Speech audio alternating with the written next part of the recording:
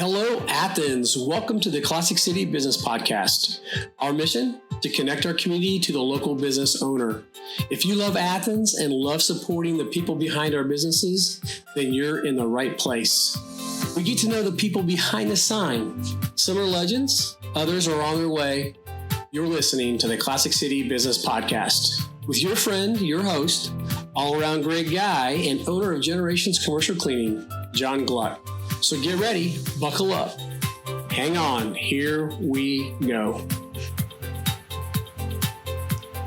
Hello, Athens. Welcome to the Classic City Business Podcast. I'm your host, John G. And today we're connecting our community to the people behind the sign at the Classic Center. We're back at the Classic Center. Some of you guys remember we talked to Mr. Paul a few months back. Today we're talking to Philip Verrastro. Did I say that right? You did. I'm so proud of myself. Nice. Why don't you go ahead and tell us a little bit about what you do here, what your role is, and how you make the magic happen. Yeah. Well, my role is kind of twofold. I'm the executive vice president, and that area involves overseeing the administration department and then as well as the entertainment department, which might seem very different, but they kind of go together in a lot of ways, which certainly we can touch on. But yeah, it's a lot of fun. We get to bring cultural, music, comedy, those types of things to the community, which is really what connects us locally to so many people in this area. We do a lot of private events and conferences, but that part is very community driven in what we do. So it's fun to see that, be a part of that. Yeah, we talk a lot on the show about the heart of Athens and the different, I think we have some of the best, what's the best way to say it? Variety in town. We was talking earlier off mic about this, the smallest big town you ever be a part of. Yep. We got so much to offer. And I think the Classic Center is a great example of that because of what you just said. You bring all these different aspects together. What do you enjoy most about what you do here?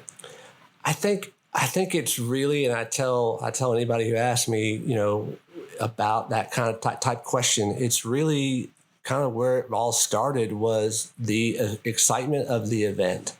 And what a lot of us that work in this business, that's sort of where we've come from and why we got into it, right? We were young. We wanted something different. We didn't want this, constant desk job or whatever, quote unquote. Wanted something where it was exciting and different every day. And I certainly wanted that.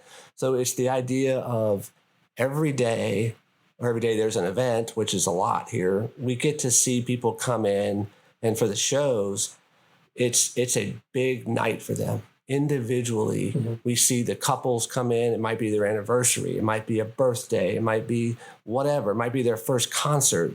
And to be a part of that over and over and to see that and to have just a small part in making that happen for them and providing the opportunity, that's really the favorite part of my job. And it's like unquestioned. That's my favorite part, is watching that happen and being able to see it over and over. It's what gets you through all the tough days and all the things that you go through to get that event there. It makes it worth it. Took the words right out of my mouth. That's what you just described in one sentence was, it makes it worth it. All that hard work. I can't only imagine the logistical stuff. But speaking of that, I do have a question. Part of it's a little bit personally motivated, but I'm kind of curious. So what does that process look like? So we show up with our tickets, or get our tickets and show up, I should say. And we get to enjoy the show, but there's a lot of work that goes into making that happen. Logistically, what does that look like? Absolutely. It's a little different without getting in the weeds. It's a little different depending on the type of show that it is. Mm-hmm. For example, I'll just keep it simple. Broadway happens one way, and it's very orchestrated and it's sort of predictable the way that we book Broadway. Whereas concerts, comedians is a little more, I don't want to say, it's more organic. It sort of just happens in the flow of our business. But the way that buying shows works, I'll just start with that. It's a lot like buying a house. I tell people that's the closest thing to it. I would have never thought that would be the analogy. So come on. As far as actually buying the shows. Now, deciding what you want and how, there's a lot of different roads we can go down. But the actual part of getting a show is a lot like buying a house. We actually work with an agent. So all the shows that we have, whether it's, we have Seinfeld coming up, we have Broadway shows, whoever they are, they have an agent that represents them. So just think about like a real estate agent. It's similar to that. They're agents. They're the intermediary between, a buyer and a seller type situation. So we have to do our homework. We figure out if we're buying the show ourselves, which is another conversation. A lot of times there are promoters that come in or renters that come in or partners that we partner with. But if we're buying the show ourselves, we would go to do our homework, figure out what we want, figure out how we want to pursue it, what time of year, and how much the act can draw. Can they draw 2,000 seats? Can they draw 1,000 seats? What should we be paying? They have asking prices for a lot of these acts. Do you negotiate that kind of stuff? We can negotiate. It's just like a house. It's like a house. There's a list price, and they say, well, here's the ask for the show is what they'll call it, and then you'll go in and sort of figure out. The smart way to buy is to figure out how many tickets you think you can really sell, and then back into how much you think you can pay. That's the way we try to do it here. And then based on backing into that, where your comfort zone is, if their asking price, for example, is 75, but your comfort zone is 65, you can make an offer at 65 and negotiate, and you may or may not get the show. Just depends. That's fascinating. That's interesting. Yeah. I never even thought about the three avenues too of space, because the show could be yours. You said you were buying it. It could be in a collaboration with the agent or whatever, and then it could be, hey, look, we just need the space. And we rent to a professional promoter who does it for a living, who doesn't work in a venue. And we do all three pretty regularly. And even that is negotiated. Like, do you want a partner? What would that partnership look like? And so there's a lot of negotiation in this business. Thus, you have a full-time job. Yes. If you don't like negotiating, it's probably not the job for you in that way, because there's a lot of stuff that goes on behind the scenes. So, and some of the shows are really easy to get in here, and then some of them we work on them for months. Well, off mic, I told you I talked to Paul, and there was a motivation of actually having that conversation. He's like, "Man, you need to talk to Philip." He goes, "Man, you should do a podcast." So this is all Paul's fault, people. Oh, okay. Yeah, I hope I don't bore anybody to death. No. This is fun. This is what people like hearing what's going on in the background. But we had an artist on, Stephanie Quell, and she's in Nashville now, but she's out in the middle of the country somewhere where I think it's Montana. But she was coming to Georgia, and we started talking. So I had her on the show, and I said, "Have you been to Athens yet?" And she's like, "No, not yet." So I'm like, I know somebody. Let me talk to somebody. So that's one of the reasons why we're having this conversation to begin with. That's great. But I was really curious about like that whole back end, how that works. Like it's got to be, and you described, it's so different. There is no cookie cutter answer to that because there's so many different variables. There isn't. And I think your question sort of begs like, where does an artist like her fit into the Athens scene? Mm-hmm. And that's something that we have to definitely keep our pulse on. And what we do is in my job is we study sort of the touring history of a lot of these artists. I don't claim to know the songs or the details of a lot of artists. There's so many musicians and shows to keep up with. But what we do is we keep up with the names and sort of where people are in their trajectory, what venues they're playing. So we've heard of just about anybody. Well, I'd say just about maybe 80% of the artists. There's so many people that are touring now because that's the way they make a living, right? Yeah. It's not so much recording, it's tour. So there's too many to keep up with, but we try to keep up with them and sort of know where they are. So we certainly don't know all about them, but and so there's a place in Athens. What's beautiful about Athens and where we are with our building is there's a place for all different types of artists and sizes. You know, there's clubs with 200 capacity, there's 500, there's Georgia Theater at 1,000. There's a lot of different avenues for the artist.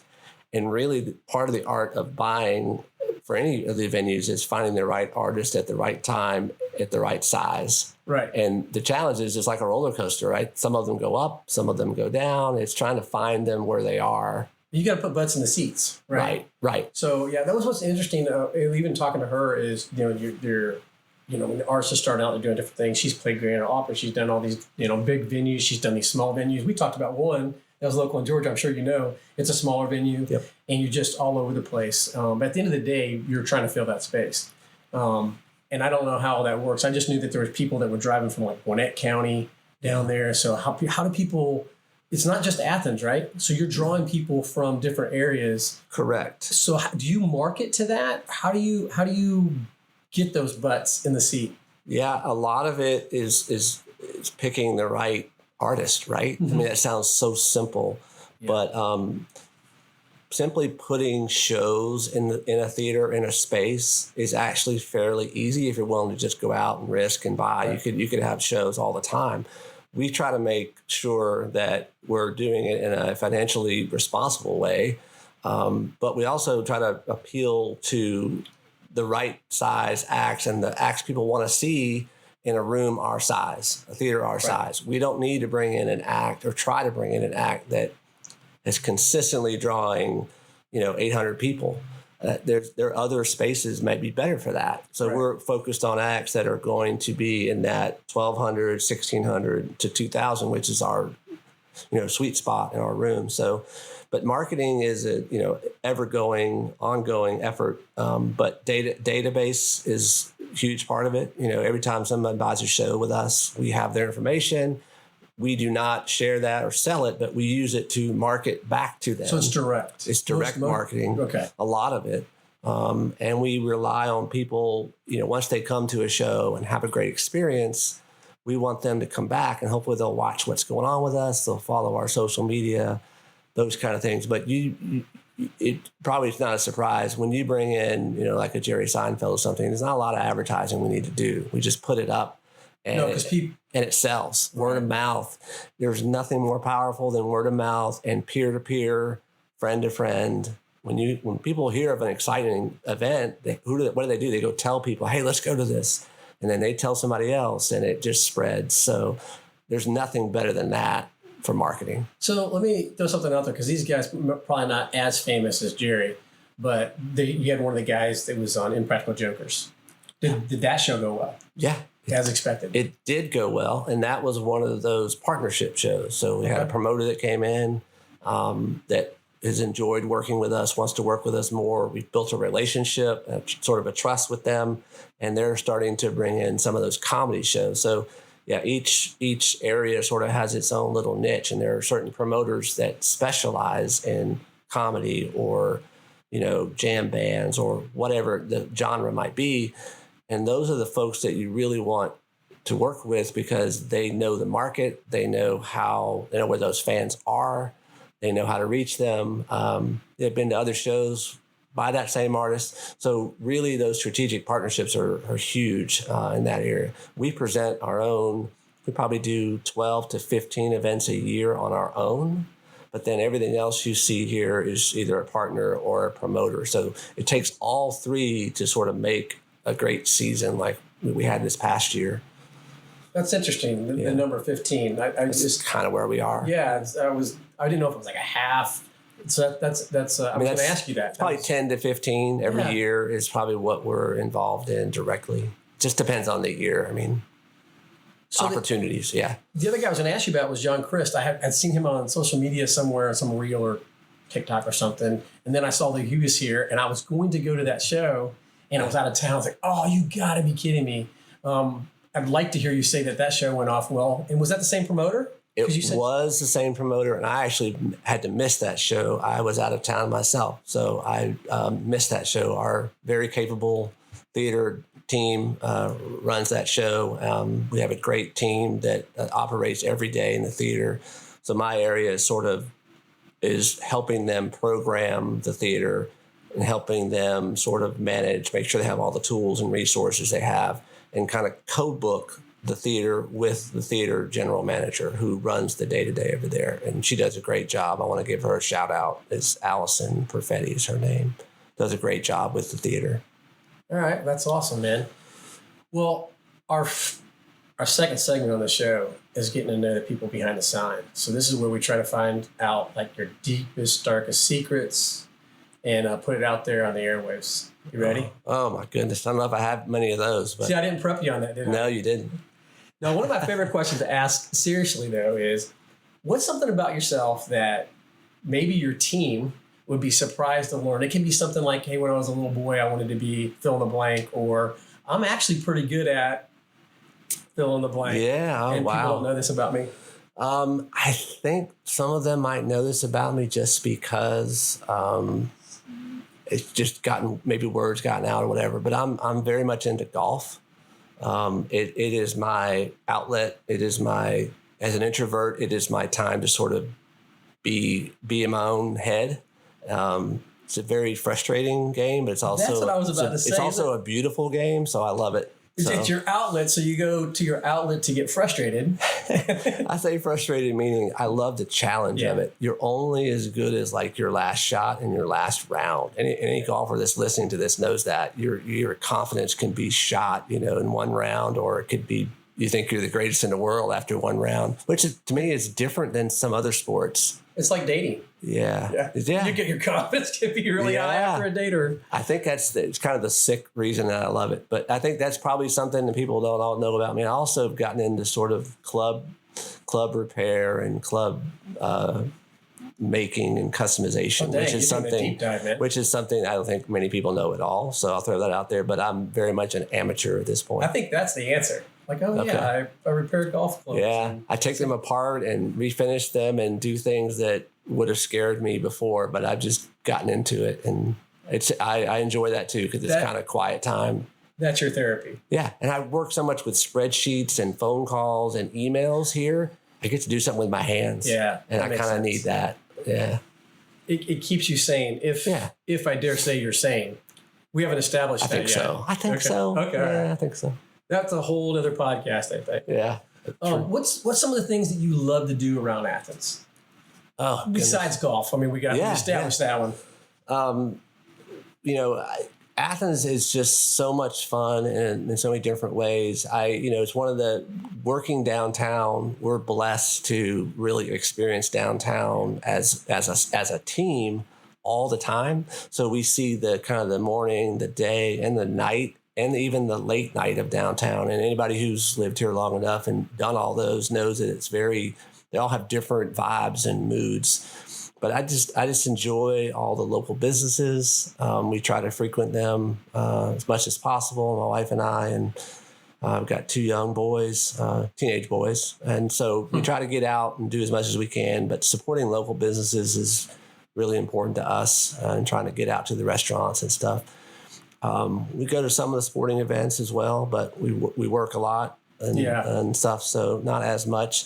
My kids were younger; they did a lot of the other. They did a lot of the stuff with the trampoline parks and some of that stuff as well. But we just enjoy Athens. It's just a community that's very livable. There's enough people where you don't see people all the time, but there's enough. It's small enough where you run into people, which we also really enjoy. I think there's a beauty kind of in that mix. It's a good size community. All right. I got a softball pitches for you here. You ready? Yeah. Are you a pizza guy? Oh, yeah. Okay. Beer or wine? Beer, 100%. All right. Do you have a favorite that goes with the pizza? I got to have. I like all the local breweries. I'll throw that out there first. But probably... I don't have a favorite beer, but I kind of like the wit beers, the wheat ales.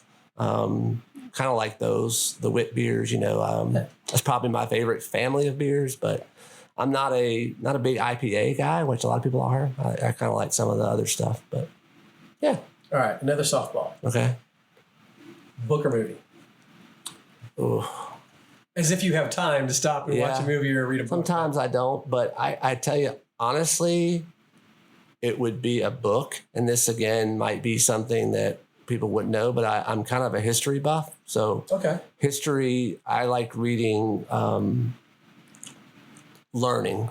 I like stories, but I like learning from fact. So I kind of like to read history books. That's kind of but they got to be good ones. No pressure, but... What's your favorite? It's easy. That's an easy one. And I'm not going to get on a soapbox here, but I honestly think every high school senior should have to have read this book before they graduate. It's 1776 by David McCullough.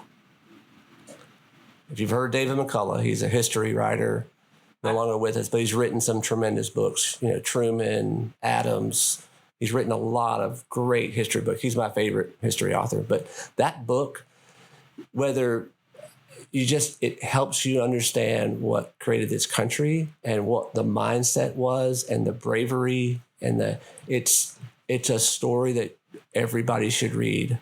I think. There's my soapbox. I'm done. No, I love that, man. I'm gonna clip that. We're gonna use that in a promo. I love that. That's good. It's funny you asked that because I have answered that before, not being a question, but just I've said that out loud. It's just when I read the book, I was like, whether you love, disagree, whatever your situation is, understanding what those folks went through to create independence for this country was amazing. We don't get that anymore. You're absolutely right. I like that. That's good stuff.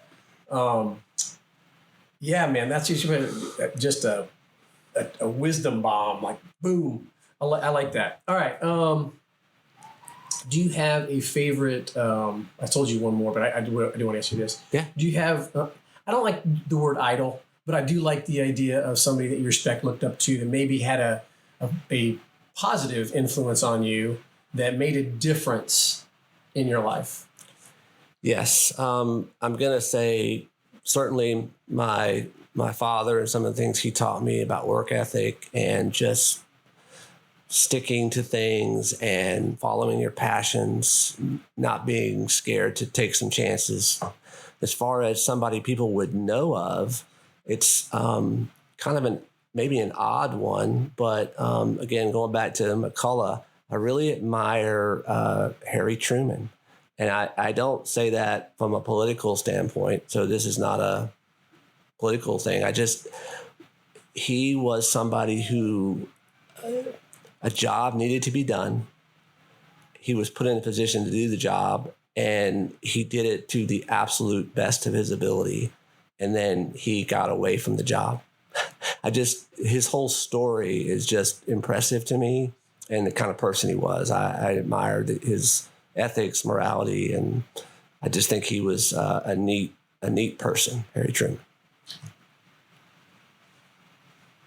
Challenge accepted it, did what he could do, and then was able to walk away. Absolutely. And he kept his priorities, family, all those things at the forefront always. He never got sort of sucked into the whole thing of it and never really got caught up in being the president. He just did the job, absolutely gave it everything he had, and then walked away. Which is just kind of impressive. All of our politicians were like that. Think about that now. Yeah. It's just unheard of. Yeah.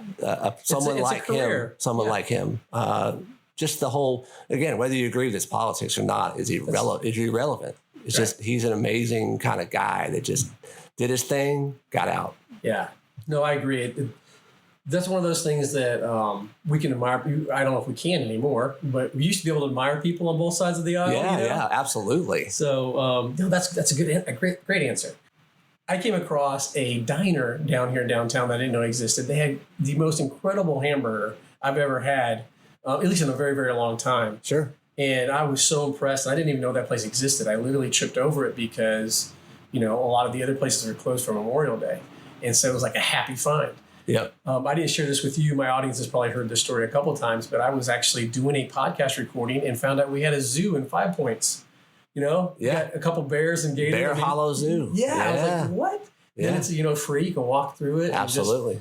So I actually did that on Monday, but very, very cool. Absolutely. So we get to find out about all these new things. Was there anything that, first of all, how long have you been here? You're going to date me here, but I have been, as far as I went to middle school and high school in Athens. I didn't grow up here as a young boy, but Athens is home. So, I've been here a long time. I've been at the center for over 25 years, which is amazing as well, but kind of lost track of the years. Yeah, you're not going to make me feel bad for you about your age, because I'm pretty sure that I may have you beat. I'm going to guess that anyway. But with that said, is there anything that you found and discovered over the years that you were just like, oh wow, about Athens? Yeah, like that zoo, or even a. I think just the spirit of how many different groups and organizations that are here that care about something. That's a very broad statement, but interactive and getting involved. I kind of lose track. I've been here so long, honestly, John, that I kind of lose track of when I learned what about what. Yeah. And Athens has certainly changed since I was a young boy. Just the landscape and the communities around us and just everything has sort of changed. But at the same time, it still has that same feel I talked about earlier, where it's a big city, but it's a small city, and you kind of get the best of both.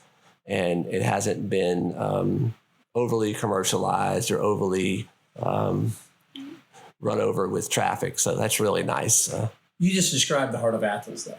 Right? Maybe very terribly, but I tried. No, I think that the way, at least what I heard you say was like, we have these, I think we have a great variety of peoples. Yep. And I think that we genuinely care about each other. And I hope that doesn't change. No, I agree. Because sometimes with politics, especially in today's day and age, there's like you can't like somebody if you don't agree with them. And I hate that about our world today. Oh, absolutely. And I think that Athens so far has been, at least my experience has been that other businesses care about other businesses. Right. And those businesses care about the people, the charity work that I see people involved with. It warms my heart. I think that we have a great heart here in Athens. So if we could focus on what we have more in common and what we have different, I think Athens does a pretty good job of that overall. So it's just, that's one of those things. I agree. I love that. Well, listen, is there anything that I didn't ask you that I should have? I thought you were going to ask me some really hard questions about shows, but so far it wasn't too bad. So I appreciate that. Well, is there anything else about the shows themselves and something that as a consumer, an audience, that if we knew, maybe we'd appreciate a little bit more? Well, I would just say, Athens is all the great things we've talked about. It's still in the view of the national touring world. It is still a very small community, and it is a community that is associated in a lot of ways from somebody sitting in a desk in Los Angeles. It's associated with the Atlanta metro market. So one of our challenges is we don't have our own TV market here. So for us to get some of the shows we get is pretty amazing, but it's hard to constantly one up ourselves because we are in a market that's a secondary market. You could argue even smaller. And with Atlanta being here, sometimes it's hard to get the shows because they go to Atlanta and they won't come here also. But we are working tirelessly to overcome that. And we've overcome it in so many different ways, and we'll continue to do that. So we're very optimistic, but it is something that we constantly have to work on with the booking agents and the shows that, hey, people in this area, North Georgia, they're going to come here. They would rather come here than go to some other venue. They don't want to get in the traffic. They don't want to get in the interstates. For us here locally, it's easy to understand that story, but sometimes conveying that story is my and Paul, and it's our job outside of here is to sell that to these tours and these shows, which we are constantly working on and will continue to. And I think with our new arena coming, we're going to just keep going. Yeah, that's some good momentum going that direction. Yeah. But it's funny that you say that specifically because it was one of the things that I mentioned Stephanie Quell earlier in this episode. And when I was talking to her, I'm like, going down to Atlanta from here, it's just a headache. Nobody wants to do it unless you have to. Yeah. And I told you earlier off mic that I lived in Gwinnett County for most of my adult life before I moved up here. And I can tell you, as a matter of fact, I've had friends that like, man, I would rather go to Athens than Atlanta for a lot of different reasons. Sure. So when it comes to shows, this is outside looking in. Obviously you're doing this every day, but it seems to me that would be a plus. That would be an advantage. Yeah, it can work both ways.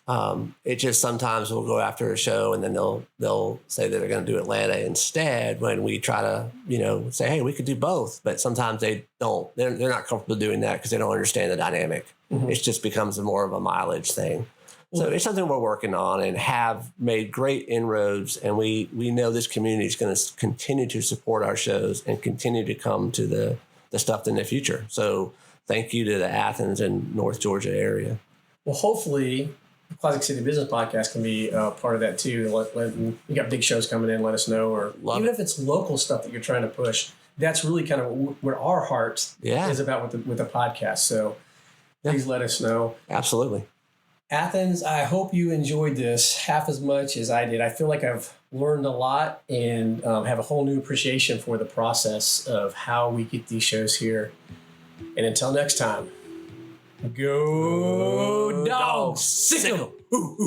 Nice.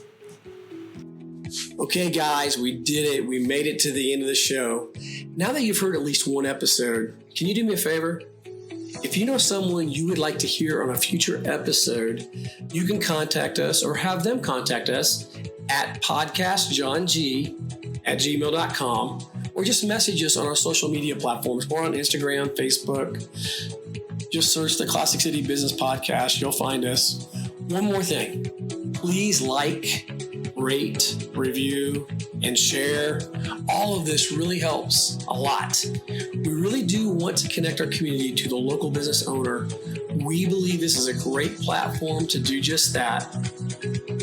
And thank you for taking this ride with us as we get to know the people behind the sign. It's going to be a lot of fun. In Athens, until next time, I'm John G. and go dogs.